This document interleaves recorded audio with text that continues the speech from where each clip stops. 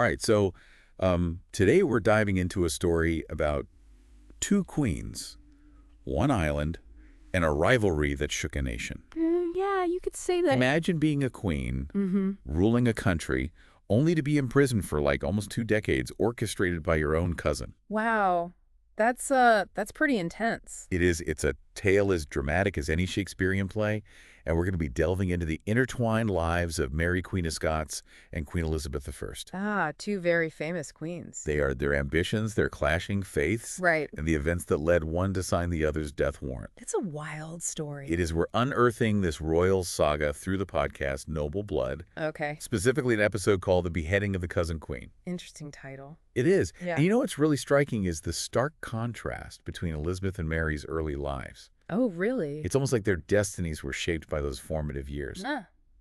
I wonder how so. Well, Elizabeth's childhood Right. was like a masterclass in navigating uncertainty. Uncertainty, how so? Well, after her mother, Anne Boleyn, Right. was executed by Henry VIII. Henry VIII? Wow. Yes, Yeah. her position in the line of succession was constantly in flux. Oh, wow. She went from being a princess to being declared illegitimate, Oh, no. and then back again. So back and forth. Back and forth, exactly. Wow. And not only that, but imagine witnessing the execution of another queen, Catherine Howard, Jeez. when you're just a child. Yeah, that's got to be traumatizing. Exactly. Especially at such an important age for development. Precisely.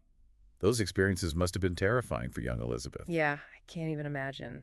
It's no wonder she developed a sense of pragmatism and caution, a guarded approach to trust and power. Right. She had to look out for herself. Exactly. She learned early on that the Game of Thrones was a dangerous one with very real consequences. Very high stakes. Meanwhile, Mary, Queen of Scots, had a completely different upbringing. Really? Yeah. What was it like? She was born Queen of Scotland, and she was raised in the opulent French court, surrounded by luxury and reverence. Oh, so she had a very privileged childhood. She did. She became Queen of France at 16, Yeah. further solidifying her belief in her divine right to rule. Oh, wow. Talk about confidence building. Yeah, talk about having a strong foundation of confidence. Exactly. But I imagine that could also Go ahead. lead to some issues down the line. Well, it did indeed. That confidence, coupled with her Catholic faith, Okay. would ultimately create conflict when she returned to a Scotland that was increasingly embracing Protestantism. Ah, so it's almost like a culture clash. Exactly. It's like their childhoods laid the groundwork for the rivalry that was to come. It sounds like it. Okay, so we have two queens, each with a strong claim to the throne and a vastly different upbringing. Right. Was their rivalry inevitable? That's a good question. It is. It's fascinating how their relationship unfolded. Oh, how so? Well, there were cordial letters exchanged, Mhm. discussions of potential meetings, yet underlying it all was this simmering tension of Mary's claim to the English throne. And Elizabeth, being the shrewd strategist that she was, understood the threat Mary posed. Of course, she had to always be thinking ahead. Exactly. Yeah. Elizabeth's reluctance to name an heir wasn't just about indecision. Oh, really? It was a calculated move to keep Mary off balance, Smart. to hold on to her power for as long as possible. I see. But Mary wasn't just sitting back waiting. What did she do? Her marriage to Lord Darnley, Okay. a man with English royal blood, was a pretty bold power play, wouldn't you say? So that's it. Yeah, definitely a power move. It was a strategic move, no doubt. By marrying Darnley, Mary emphasized her own English lineage, Oh, great. putting Elizabeth in a very difficult position. Oh, I see. She couldn't openly oppose the marriage without looking weak, Right. but she also couldn't ignore the potential threat it represented. That's tough. And then, of course, there's the whole scandal surrounding Darnley's murder. Oh, yeah, I've heard about that one. Talk about adding fuel to the fire. Yeah, that really complicates things. Darnley's murder remains a historical mystery, but suspicion immediately fell upon the Earl of Bothwell, Okay. a man rumored to be Mary's lover. Oh, so maybe an affair. And Mary's decision to marry Bothwell just 3 months after Darnley's death. Wow, that's bold. That didn't exactly help her image, did it? No, probably not. It was a shocking move that outraged the Scottish court and fueled accusations of their involvement in Darnley's murder. Right, it makes you wonder. The Protestant lords saw this as their opportunity to challenge Mary's rule. Ah, so they took advantage of the situation. He did. So here's Mary, who once held 2 crowns, now facing a rebellion, forced to abdicate in favor of her infant son, James. Wow, quite a fall from grace. It was. She fled to England, hoping for Elizabeth's support. After all, they were cousins, Right. and Mary believed that Elizabeth would understand her plight. She thought there would be some sympathy there. Exactly. But instead of offering sanctuary, Yeah. Elizabeth imprisoned her. Oh, wow. It seems like a pretty cold-hearted move. It does, especially considering their family ties. Yeah, but remember, Elizabeth was a pragmatist. Right. She understood that Mary, even imprisoned, was a powerful symbol for Catholic opposition. Mm-hmm. To Elizabeth, keeping Mary close was a way to control her and neutralize the threat she posed. That makes sense from a strategic point of view. Exactly. So it was less about being a heartless and more about protecting her own power. Exactly. It was all about self-preservation. Right. You got to do what you got to do. It was a very dangerous game Definitely. with incredibly high stakes. Yeah, absolutely. And both of these women knew how to play. They were both playing chess, not checkers. Exactly. Wow, what a story so far. It is, and it's only going to get more intense from here. Oh boy, I can't wait to hear what happens next. Well, you'll have to stay tuned for part 2 of our deep dive into the lives of Elizabeth and Mary. I'll be here. All right, we'll be right back. So it was a complex situation It with was. really no easy answers. There weren't any. Elizabeth couldn't ignore the potential threat that Mary posed, but she also couldn't execute a fellow monarch Right. without facing some pretty serious repercussions. So Mary's imprisonment wasn't just about punishing her for her past actions. Right. It was bigger than that. It was about Elizabeth protecting her own power and maintaining stability in England. Exactly. And for almost 2 decades, Mary remained under house arrest. Whoa. A constant reminder of the Oh. precariousness of Elizabeth's position. Can you imagine? It's fascinating to consider how those years must have felt for both women. It is. The tension, Yeah. the suspicion, Mm-hmm. the knowledge that at any moment their relationship could shift irrevocably. Oh, absolutely. You can almost feel the weight of history bearing down on them. Definitely. And then, of course, comes the Babington plot. This was the turning point, wasn't it? I think it was. Yeah, this is the event that sealed Mary's fate. The Babington plot was a conspiracy to assassinate Elizabeth Wow. and install Mary on the throne. Okay, so full-on coup. It involved coded letters, secret meetings, and a cast of characters who believed they were acting in the best interests of their faith and their country. Right. They thought they were doing the right thing. But Elizabeth's spy master, Sir Francis Walsingham, Oh, yeah, he was a sneaky one. he was a master of his craft. He intercepted those letters, Oh, wow. exposing the plot and implicating Mary in the conspiracy. So he was good at his job. Walsingham was a brilliant and ruthless figure. Yeah, I've heard that. He understood the importance of intelligence gathering, Mm-hmm. and he built a network of spies that extended throughout England and beyond. Wow, that's impressive. It's almost like something out of a spy thriller. I know, right? Secret codes, Mm-hmm. double agents, Ooh. plots within plots. Sounds like a movie.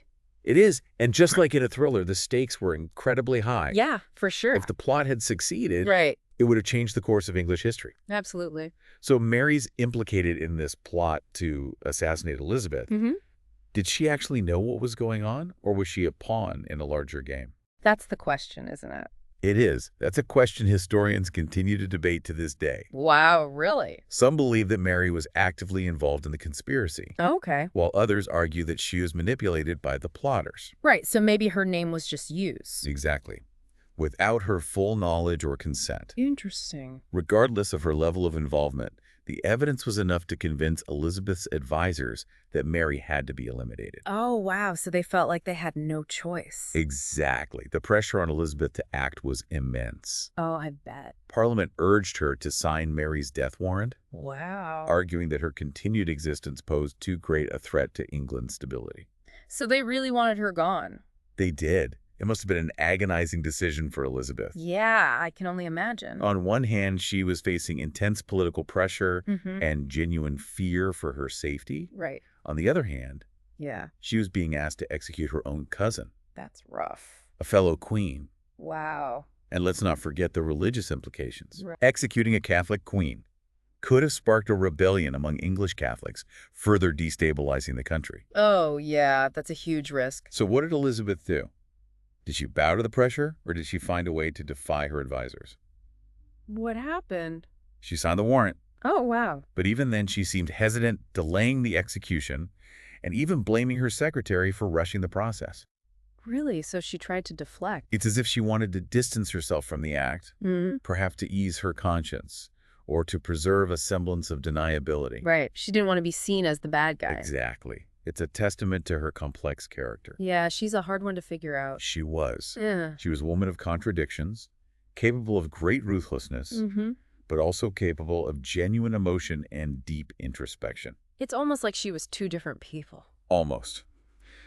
On February 8th, 1587, Mary, Queen of Scots, was beheaded at Fotheringhay Castle. Wow. Her death sent shockwaves across Europe. I bet it did. How could one queen execute another, especially her own kin? Right. It's unheard of. The execution created a dangerous precedent, Yeah. challenging the very notion of divine right Mm-hmm. and the sanctity of monarchy. Wow. It was a political earthquake, the aftershocks of which would be felt for generations. Absolutely a major turning point in history. So Mary, Queen of Scots, is gone, executed by her own cousin, but the story doesn't end there, does it? No, not quite. Yeah. There's still Mary's son, James VI of Scotland, to consider. Right. He was now the heir to the English throne. So Elizabeth had to navigate that relationship pretty carefully. Oh, yeah, she had to tread lightly. It was a delicate balancing act for her. It sounds like it. She couldn't appear too sympathetic to James Right. without risking the anger of those who still saw him as like a symbol of Catholic resistance. Mm, But she couldn't alienate him completely either. no way. He was, after all, the rightful heir. True. So what did she do? It seems like she couldn't win either way. Yeah. What was her strategy in dealing with James? Well, she was a master of diplomacy, Right. and she used that to her advantage. Ah. She kept James close, Oh, offering him support, and even hinting at the possibility of officially naming him as her successor. So she dangled the crown in front of him? In a way, yes, Huh. but it was more nuanced than that. Okay. Elizabeth was buying time, solidifying her own power, while assessing James's character and his loyalty. Very smart. James, meanwhile, couldn't risk open rebellion against the Queen, who held the key to his future. Of course not. It must have been incredibly frustrating for him, Oh, I bet. to wait on the sidelines knowing his mother had been unjustly imprisoned and executed. Right. Talk about a tough spot. It's fascinating to think about the complex emotions that he must have grappled with during those years. Yeah, you've got the grief over his mother's death, the ambition to rule England, and the constant awareness that one wrong move could jeopardize everything. And in the end, Elizabeth's strategy worked. It did. She maintained control of England until her death. And then what?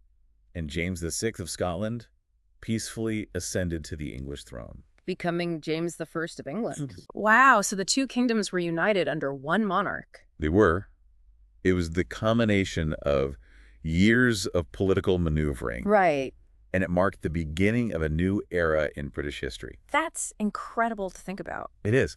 It's remarkable how Elizabeth was able to orchestrate such a smooth transition of power after all the turmoil and bloodshed that had come before. Yeah, she really knew what she was doing. It speaks to her political genius Mm-hmm. and her understanding of human nature. Yeah, she was a very savvy leader. She was. We started this deep dive by exploring the rivalry between Elizabeth and Mary, Right.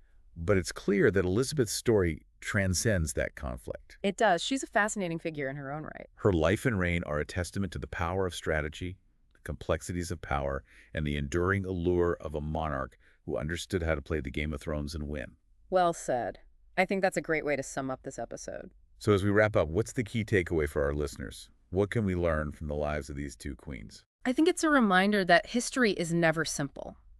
It's a tapestry woven with ambition, betrayal, love, and loss. Mm-hmm. And it's through exploring these complexities that we gain a deeper understanding, not just of the past, but of ourselves. Exactly. Both Elizabeth and Mary were products of their time, Of course. but their choices, their triumphs, and their tragedies continue to resonate with us centuries later. Absolutely. Yeah. They remind us that power is a double-edged sword, that even those at the pinnacle of authority are vulnerable to the whims of fate, and that the decisions we make have consequences that ripple through time. Very well said. And if you found this deep dive into the lives of Elizabeth and Mary intriguing, remember to hit that subscribe button. Yes, please do. We'll be back next week with another fascinating exploration of history, uncovering the hidden stories that connect us all. I can't wait. Until then, keep exploring, keep questioning, and keep those minds engaged. The past is a rich and rewarding landscape waiting to be discovered. Well said. That's a great note to end on.